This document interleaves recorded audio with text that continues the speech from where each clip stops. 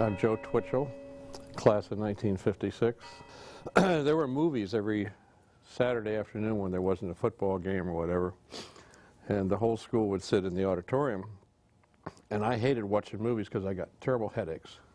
So I was exempted from having to go there. Otherwise, you had to go. You were checked in for everything here, 24 hours a day. And so I was out walking on the sidewalk by the main street, and two of the children, one of the masters, came along with a wagon. In the wagon, they had a skunk. And the skunk was dead. It was a beautiful skunk, beautiful white and black pelt. And they said, "Do you want this?"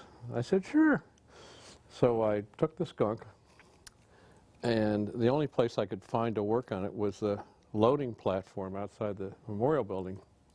And I can't remember where I got a knife, but I got a knife. I was trying to skin the pelt off the skunk. And I got it almost all the way off when I got into the scent gland. And the smell was unbelievable. So I said, well, it's the end of that. So I went back, and a few minutes later, I think somebody came out and said, "What's that terrible smell?" Apparently, the rugged football players were sitting in the front row of the auditorium watching the movie, when all of a sudden they smelled the skunk, and somebody yelled, "Skunk!" And it was like yelling fire in the theater, and everyone got up and tore out the thing. And then they finally found out what had happened, and I didn't know what was going to happen to me.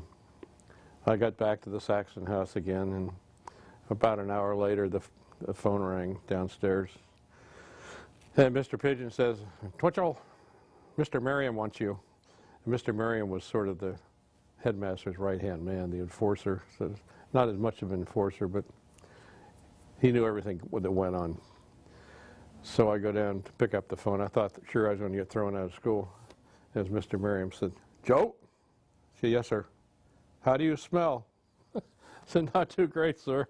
That was the end of it.